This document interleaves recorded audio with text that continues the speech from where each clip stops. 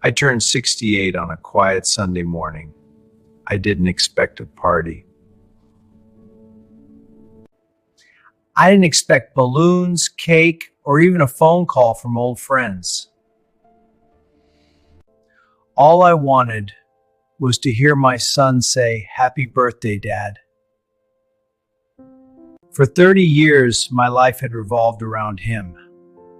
After his mother passed away, I worked double shifts at the repair shop and even learned how to braid hair when he was little because he was embarrassed about looking messy at school. I missed promotions. I missed vacations. I even sold my car once so he could go on a school trip he didn't want to miss. And I never complained, because being his father was enough. Now he was successful, a corporate manager, a big house in the suburbs, luxury car in the driveway. The kind of life I always prayed he would have. I thought, maybe today he'd remember who helped him get there. Around noon, my phone finally rang. "Dad, come over. We are having lunch," he said casually, like he was inviting a neighbor, not his father. I shaved carefully, wore the same navy jacket I had kept for special occasions. It was old, but clean. I even bought a small chocolate cake on the way, with my own money, because I didn't want to arrive empty-handed. When I reached his house, his wife, Melissa, opened the door. She didn't smile. "Oh, you came early," she said, stepping aside. Inside, the dining table was already set, but something felt strange. There were decorations, just not for me. Balloons, flowers, gift boxes stacked on the table. I froze. Is someone else celebrating? I asked. Melissa laughed softly. "Oh, my mother's birthday was yesterday. We couldn't gather then, so we're celebrating today." My heart sank, but I forced a smile. Then my son walked in. "Hey, Dad," he said, giving me a quick side hug. No warmth, no eye contact. He handed me a small envelope. "This is for you." For a second, my chest filled with relief. He remembered. I opened it slowly. Inside was a $2 gas station gift card. I thought it was a joke. I looked at him, waiting for him to laugh. He didn't. "That way you can get coffee when you drive around," he said casually and sat down at the table. I quietly thanked him and slipped the card into my pocket. Then the doorbell rang. Melissa rushed to open it. "Mom, happy birthday." They brought in her mother like royalty. Applause, hugs, excitement, and then my son carried in a large velvet box. When she opened it, the room went silent. Inside was a diamond bracelet. Melissa shouted, "Tell him how much it cost." My son smiled proudly. $47,000. She deserves the best. I didn't feel angry. I didn't feel jealous. I felt invisible. At that moment, I realized something painful. My son hadn't forgotten my birthday. He had simply decided I no longer mattered. And sitting there at that table, holding a $2 card in my pocket, I made a quiet decision. I would never ask him for love again, but I would make sure he finally understood my value. And what happened 3 weeks later changed his life forever.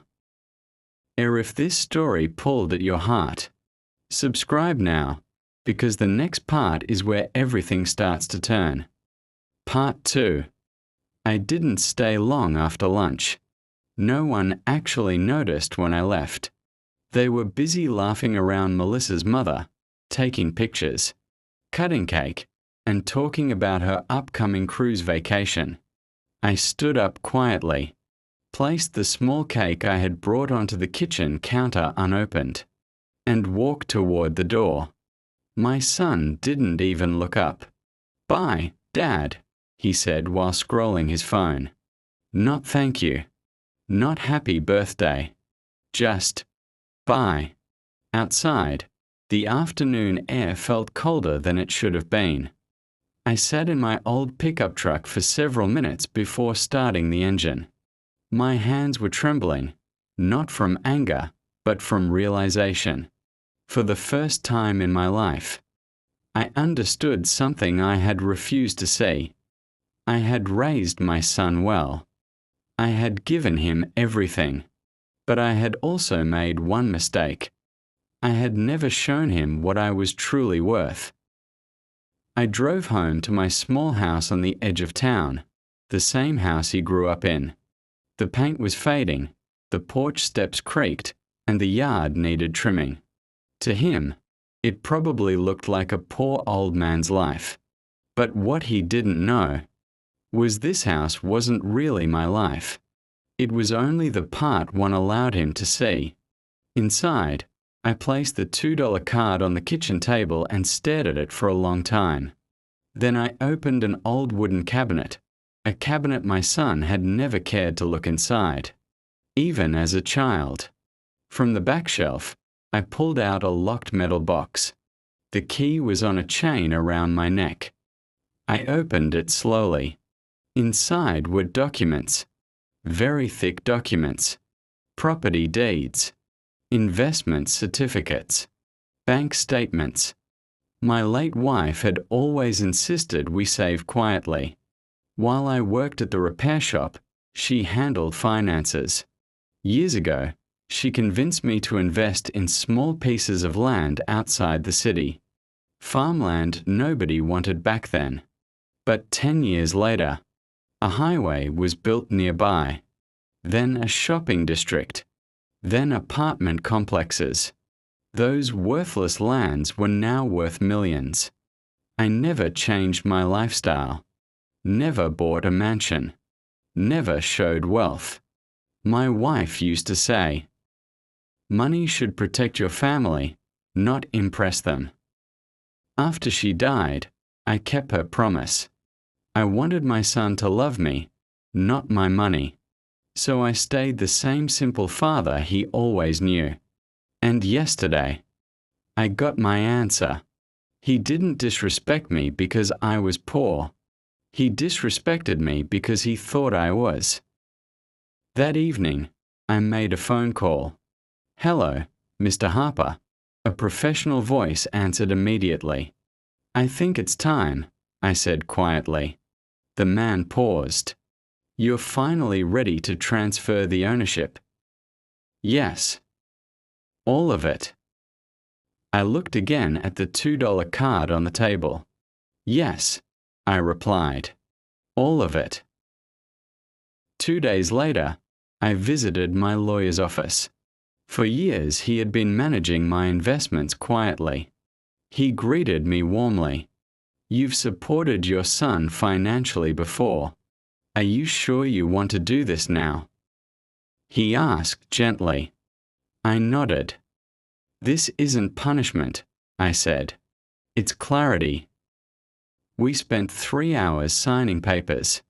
When I left that office, I was no longer just a retired repairman. I was officially the majority owner of a commercial property group that controlled several shopping buildings, including the one my son's company rented its main office from.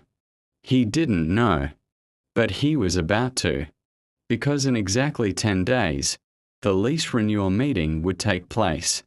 And this time, he wouldn't be talking to a landlord's representative. He would be talking to me. Next part. My son walks into his company's most important business meeting and sees me sitting at the head of the table. Part 3. 10 days passed slowly. I didn't call my son. He didn't call me either. Not even once. "No, how are you, Dad?" No apology. Nothing after my birthday. That silence hurt more than the $2 gift ever did. But during those 10 days, I stayed busy. I met my lawyer twice, reviewed contracts, and for the first time in years, I wore something other than work clothes. I bought a simple dark suit, not expensive, just clean and dignified. When I looked in the mirror, I didn't see a different man. I saw the same father. Only now, I wasn't hiding anymore. The morning of the lease renewal meeting arrived. My son, Daniel, worked as operations manager for a mid-sized logistics company. The company had been growing fast, and their biggest warehouse and office space, the one keeping their business alive, was part of the commercial complex I owned. He thought the landlord was an investment firm. He never knew I was the investment firm. I arrived early at the conference building. My lawyer and the property manager were already there. "You sure you want to be present?" The manager asked carefully. "This may get emotional." I smiled faintly. "I'm not here as his father today," I said. "I'm here as the owner." Still, my hands were cold. Not from fear, from the weight of what this moment meant. At 10:02 a.m., the glass conference room doors opened. Daniel walked in. He was wearing a sharp suit, confident, talking to two co-workers about expansion plans. Then he looked up and froze. His face lost all color. For several seconds he didn't move. Dad. He whispered. The entire room went quiet. I stood slowly. "Good morning, Mr. Carter," I said calmly, using his professional name. He looked at the table, then at the documents, then at the property manager, then back at me. I don't understand," he said. The property manager spoke gently. "Your company's building is owned by Carter Holdings Group. Mr. Robert Carter is the primary owner." Daniel stared at me like he was seeing me for the first time in his life. You're the landlord?" he asked. "Yes." The shock turned into confusion, then into panic. "But you work at a repair shop. You live in that old house. I lived simply," I corrected softly. "Not poorly." He pulled a chair back and sat down slowly. The confidence he carried into the room was gone. I didn't raise my voice. I didn't accuse him. I simply opened the lease contract. "Your company's lease expires next month," I said. "You requested a 5-year renewal." He swallowed hard. "Yes." "In business," I continued, "trust matters more than money." His co-workers watched silently. I slid a paper across the table. "Before we discuss rent," I said, "I have one condition." His voice shook. "What condition?" I looked directly at him. "Today, we talk honestly. Not as landlord and tenant. Not as boss and employee." I paused. "But as father and son." Daniel lowered his eyes. And for the first time since my wife's death, my grown son looked like a child again. Next part. Daniel finally admits why he changed after marriage, and reveals the person who pushed him to treat me like I was nothing. Part 4. Daniel didn't answer immediately. The conference room felt smaller than it really was. His co-workers quietly gathered their documents and, understanding this was no longer a business conversation, stepped outside with the property manager and my lawyer. Now it was just us, father and son. For a long moment he stared at the table, unable to meet my eyes. I didn't know. He finally whispered. That's true, I said calmly. But not knowing who I was isn't the problem. He looked up slowly. Then what is? I took a breath. The problem is you stopped caring who I am. His jaw tightened. Dad, it wasn't like that. I said nothing. Silence has a way of making truth come out. And it did. He rubbed his forehead nervously. After Mom died, everything changed, he said. I was trying to build something, a real life, a future. Laura's family. They lived differently. Laura, his wife. I already knew the name, but now I needed the truth. How differently? I asked. He hesitated. There. Wealthy, he said. Very wealthy. Her mother always talked about status, appearances, success. She kept asking what you did for a living. And you told her. I told her you were retired. I waited. He swallowed. She found out you still worked at the repair shop. And that embarrassed you, I said quietly. His eyes filled slightly. No, it embarrassed them. He finally looked at me. They said people would judge me. That business partners wouldn't respect me if they thought my father was poor. I leaned back in my chair. So you gave me $2. He flinched. It wasn't about money, he said quickly. No, I replied softly. It was about shame. He covered his face with his hands. You don't understand the pressure I was under. Her mother kept saying I had to prove I belonged in their family. Every dinner, every event. They judged everything. And you chose them, I said. He didn't deny it. I thought, if I acted like I wasn't connected to you, they would finally accept me.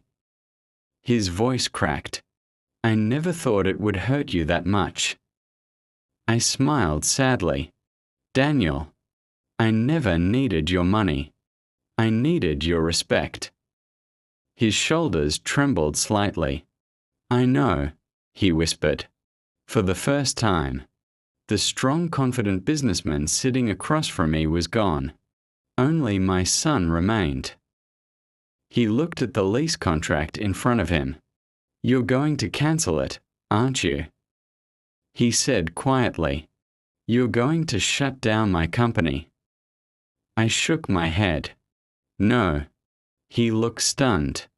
Then, why bring me here? I slid a small envelope across the table. He opened it. Inside was a copy of the birthday card he gave me, and the $2 bill. I kept it, I said. He stared at it for a long time. Because that, I said, was the day I realized I had already lost my son, even though you were still alive. Tears rolled down his cheek. I'm sorry, Dad. But apologies are easy. Truth is harder. So I said something he wasn't ready to hear. This isn't just about you anymore. He looked confused. What do you mean? I folded my hands calmly. I had dinner with your mother-in-law yesterday. His face went pale. You, what? And now, he understood. This wasn't the end of the problem. It was only the beginning. Next part. The confrontation. With Laura's mother reveals the real reason she pushed Daniel to reject his own father, and a secret about my past she never expected to discover. Part 5. Daniel stared at me in shock. You met Laura's mother? He asked slowly. Yes, I replied calmly. His hands tightened on the table. Why would you do that? Because, I said, I wanted to understand why my son suddenly started treating me like a stranger. He leaned back in his chair, already nervous. "You shouldn't have," he muttered. I gave a faint smile. "Oh, I'm very glad I did." 2 days earlier, I had driven to a large neighborhood on the other side of the city. Expensive houses, manicured lawns, luxury cars in every driveway. I didn't dress differently. Same simple jacket, same old shoes. When Laura's mother opened the door, she looked me up and down before even saying hello. "Yes?" she asked coldly. "I'm Daniel's father," I said politely. Her expression changed, not into warmth, into irritation. "Oh," she said flatly. "I wasn't expecting you." She didn't invite me in at first. She hesitated, clearly deciding whether I was worth her time. Finally, she stepped aside. "Make it quick," she said. Her living room looked like a furniture showroom. Everything perfect. Nothing personal. She offered me no tea. No seat until I chose one myself. "So," she began, "what do you want?" I answered honestly. "My son has changed since his marriage. I want to know why." She laughed, a soft but sharp laugh. "Mr. Carter, was it?" She said, "Daniel married into a different level of life now. He has responsibilities. Reputation matters." "Reputation with whom?" I asked. "With people who succeed," she replied. I nodded slowly. "And a father who fixes engines is unacceptable." She didn't hide it. "Yes." The word came out without hesitation. Daniel's face tightened as I told him this. "She actually said that." He whispered. "Every word," I replied. I continued. "She told me something else too." I paused. "She said she encouraged you to distance yourself from me. Said successful men sometimes have to outgrow their past." Daniel covered his mouth. I didn't know she'd talk to you like that." "Oh, she talked much more," I said. I remembered that conversation clearly. She leaned forward and said, "If Daniel wants to be part of our family, he has to look like he belongs. Investors trust image. People respect status. Poor relatives ruin both." I let the silence sit in the conference room. Daniel's eyes were wet now. "I never wanted to hurt you," he said. "I know," I answered gently, "but you allowed someone else to decide my value." He looked at me carefully. "So, what happened after that?" I folded my hands. I told her she was absolutely right. Daniel blinked. "You agreed with her?" "Yes." He looked confused. Then I handed her my business card. I reached into my pocket and placed that same card on the table now. Daniel read it. His eyes widened. "Robert Carter, founder and principal owner, Carter Holdings Group." She went silent, I said calmly. For the first time, she asked me to sit down and offered me tea. Daniel let out a weak breath. "Oh no." "Oh yes," I said quietly. I stood from my chair. "And tonight, Daniel, your wife and her mother requested a meeting." He looked terrified. "With you?" "Yes." I walked toward the conference room door. "And you're coming with me." Next part. At dinner, Laura's mother suddenly treats me with respect, but her sudden kindness reveals a new plan. And Daniel finally sees who she really is. Part 6. That evening, Daniel drove in complete silence. He didn't turn on the radio. He didn't check his phone. His hand stayed tight on the steering wheel the entire way to Laura's parents' house. I could see the thoughts running through his mind. Not business worries. Family ones. When we arrived, the same large house stood before us. But the welcome was very different from 2 days ago. The front door opened before we even knocked. Laura's mother greeted us with a bright smile. "Mr. Carter." "Daniel. Please, come in." Daniel froze beside me. He had never seen her speak to me like that. Not even once. Inside, the dining table was already prepared. Expensive plates, candles, and a full dinner laid out carefully. Laura stood near the kitchen, nervous. She avoided my eyes. Her mother pulled out a chair for me. "Please sit at the head of the table." Daniel looked more uncomfortable with each passing second. Dinner started with polite conversation. Too polite. Her mother kept complimenting me. "I had no idea you were such a successful man." "Daniel never mentioned your impressive achievements." "You must be very proud of your son." Every sentence sounded rehearsed. Finally, I set my fork down. "Mrs. Bennet," I said calmly, "let's not pretend." The room went quiet. Her smile tightened slightly. "I don't understand," she said. "You understood perfectly 2 days ago," I replied. "You said poor relatives damage reputation." Daniel lowered his eyes. Laura looked at her mother nervously.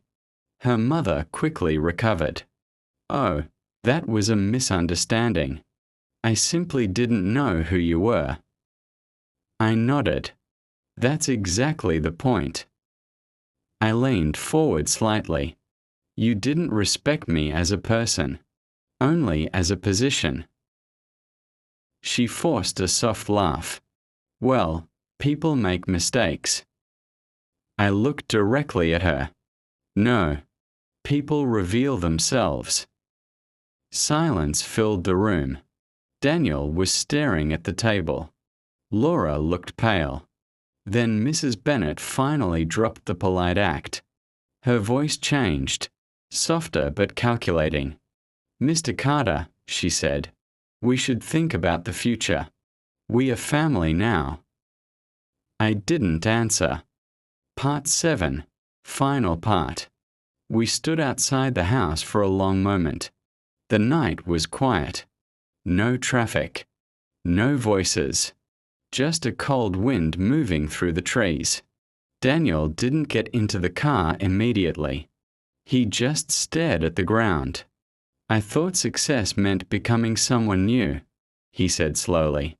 "But I became someone I don't even recognize." I didn't interrupt. Some realizations must finish on their own. After a minute, he finally looked at me. "Dad, if I walk away from them, my marriage may not survive." I answered honestly. A marriage that asks you to abandon your family was already breaking. He closed his eyes briefly. "I should have defended you." "You should have respected yourself," I replied gently. The front door opened behind us. Laura stepped outside. She wasn't angry. She was crying. "Daniel, please don't leave like this." He turned toward her. For a second, I saw hope in his face. The hope that she would say something different from her mother. Something real. She walked closer. "My mom didn't mean it like that," she said quickly. We didn't understand your dad's situation." Daniel's expression changed. Not anger. Disappointment. "You didn't misunderstand," he said quietly. "You agreed with her." Laura didn't answer. Because she couldn't. He took a deep breath. I kept shrinking my own father just to fit into your family, he said. And you let me. Her tears fell faster. Daniel, we can fix this. You can't fix respect after it's gone, he said softly.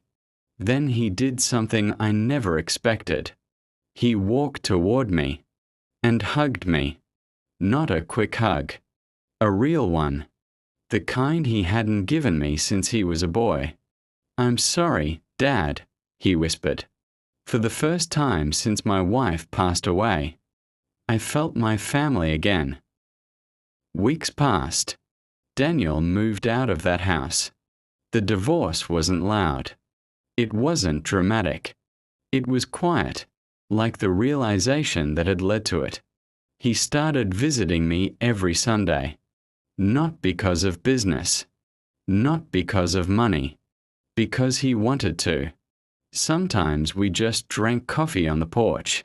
Sometimes we fixed things in the garage like we used to. One afternoon he handed me a small box. Inside was a simple watch. Not expensive. Not flashy. Just a clean leather strap watch. He looked nervous.